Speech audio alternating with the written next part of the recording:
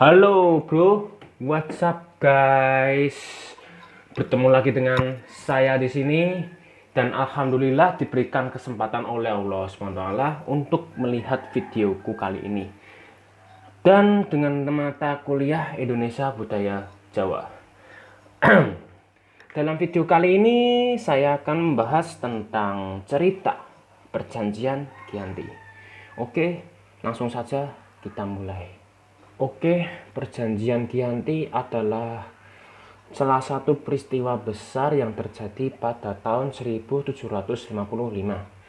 Perjanjian Giyanti ini sebagai sebuah kesepakatan segitiga politik.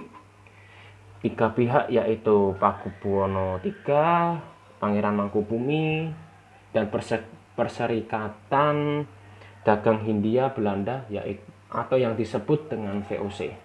Pada tanggal 13 Februari 1755. Nama Giyanti diambil dari lokasi penandatanganan perjanjian Nama Giyanti diambil dari lokasi penandatanganan perjanjian, yakni di Desa Janti yang saat ini dikenal dengan sebutan Dukuh Kerten, Janti Harjo, Karanganyar, Jawa Tengah.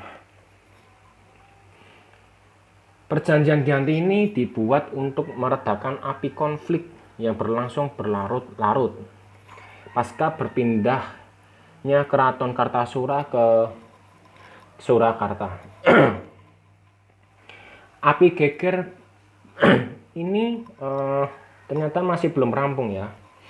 Pada saat itu Mangkubumi yang membantu Pakubuwono II mendapatkan hadiah sebidang tanah dari Pakubuwono II.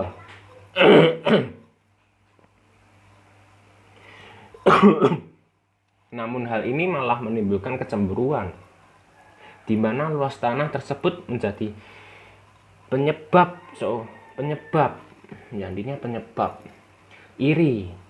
keirinan oleh pangeran.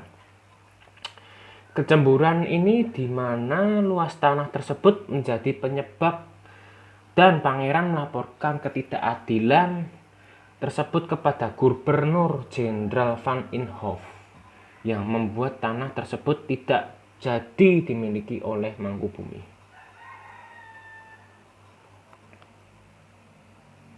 Ya, hal tersebut Mangkubumi meminta izin kepada Pakubuwono II agar dia diusir di wilayahnya di Jawa.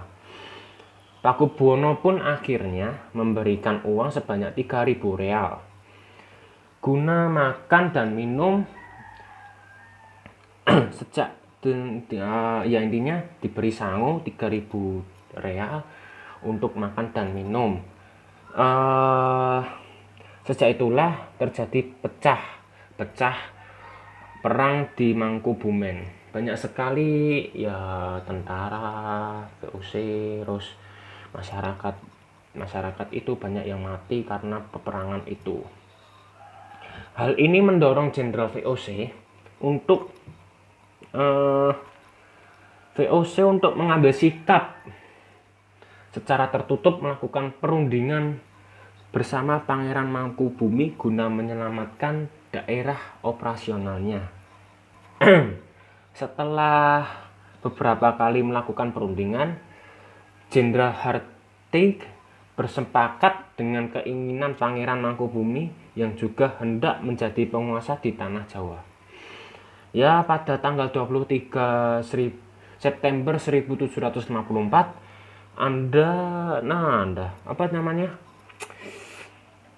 Mangkubumi dan VOC membuat nota kesepahaman dan terlaksana, yang kemudian nota tersebut disampaikan kepada Pakubuwono III pengganti Pakubuwono II. Ganggu.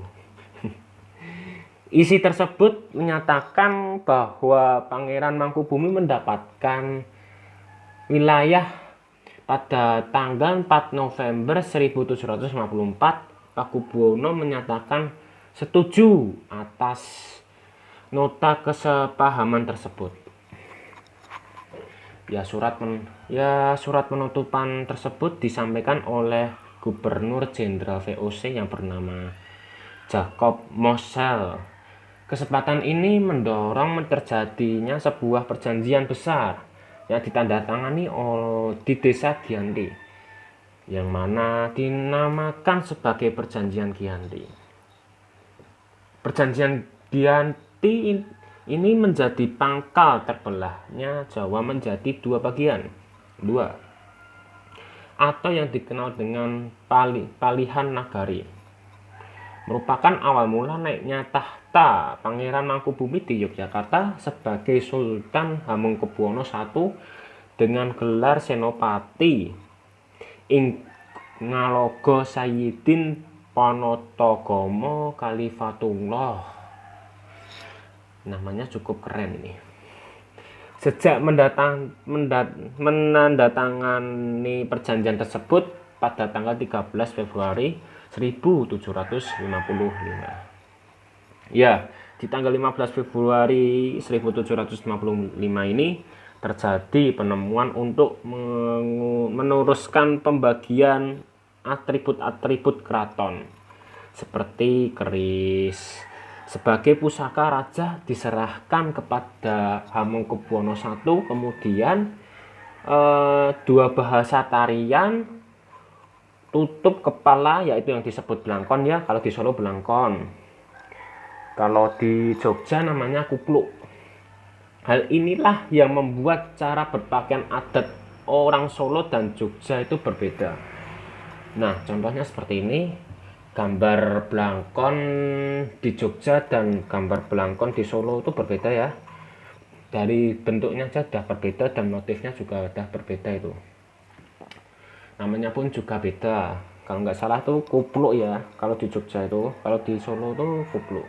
Di Solo itu namanya belangkon, kalau di Jogja itu namanya kupluk. Namun sebenarnya terbelahnya Jawa ini tidak terjadi begitu saja.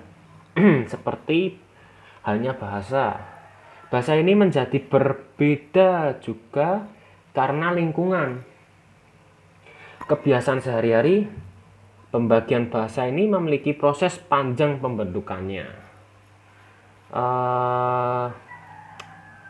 Dari contohnya sendiri, kalau misalkan bahasa itu berbeda ya, di Solo tuh lebih lugu, sedangkan di Jogja itu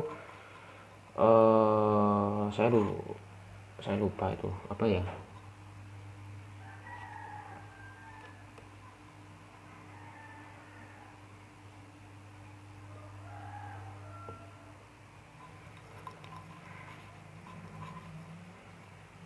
Ya itulah.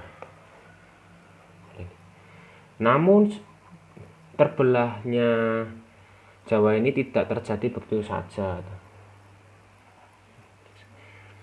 Perjanjian Giyanti tidak menjelaskan secara rinci mengenai pembagian wilayah, menciptakan terjadinya rentetan peristiwa seperti adanya wilayah yang tumpah tindih antara Jogja dan Solo. Selain itu, pasca perjanjian Giyanti, Raden Mas Said atau Pangeran Sambernyawa yang dahulu membantu Mangkubumi masih terus melakukan pemberontakan. Pangeran Sambernyawa juga termasuk dalam Trah Mangkubwono, menuntut hak sebagai penguasa wilayah. Dalam pergerakannya pada tahun 1755 Oktober, Sambernyawa ini berhasil mengalahkan satu pasukan kelompok VOC. Wah, keren. Kemudian pada Februari 1756 hampir membakar keraton yang baru didirikan Yogyakarta pada tahun 1757. Nah, setelah perang selama bertahun-tahun, VOC akhirnya menyudahi dengan menandatangani perjanjian Solo III Perjanjian itu membuat tanah Jawa terbagi lagi. Isi dari perjanjian ini disepakati bahwa Pangeran Sambernyawa mendapatkan sebagian wilayah Kasunan Surakarta dengan wilayah Kasunan yang dikenal Kadipaten Mangkunegaran Pangeran Sambernyawa. Berjata tahta dengan gelar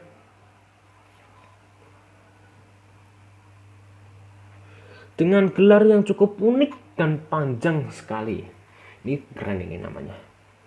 Kanjeng Gusti Pangeran Adipati Arya Mangkunegara Lelono Jaya Misesa Senopati ing Alaga Satriya Raga Mataram ing Nagari Surakarta Adiningrat. Masya Allah, nama yang cukup keren. Pada tahun 1813, di mana Gubernur Jenderal Thomas Stamford Raffles Kesultanan Yogyakarta terbelah dengan lahirnya Pakualaman.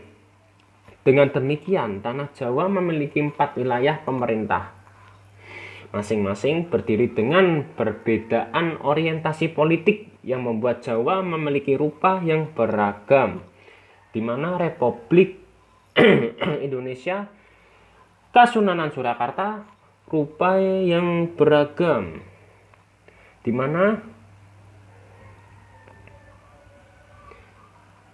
di masa Republik Indonesia Kasunanan Surakarta dan Kadipaten Mangkunegaran menjadi situs sejarah cagar budaya, sementara wilayah Yogyakarta yang di dalamnya juga terdapat Pakualaman menjadi daerah istimewa Yogyakarta. Oke, itu saja teman-teman yang saya sampaikan kepada kalian tentang cerita besar peristiwa perjanjian Giyanti. Dan bagi yang belum komen, like, dan subscribe, monggo di komen, di like, dan di subscribe. Dan jangan lupa notifikasinya ini, lonceng. Apabila ada hal-hal dan ilmu-ilmu baru, nanti ada notifikasi di HP kalian. Sekian dan terima kasih. Wassalamualaikum warahmatullahi wabarakatuh. Ciao. Syah.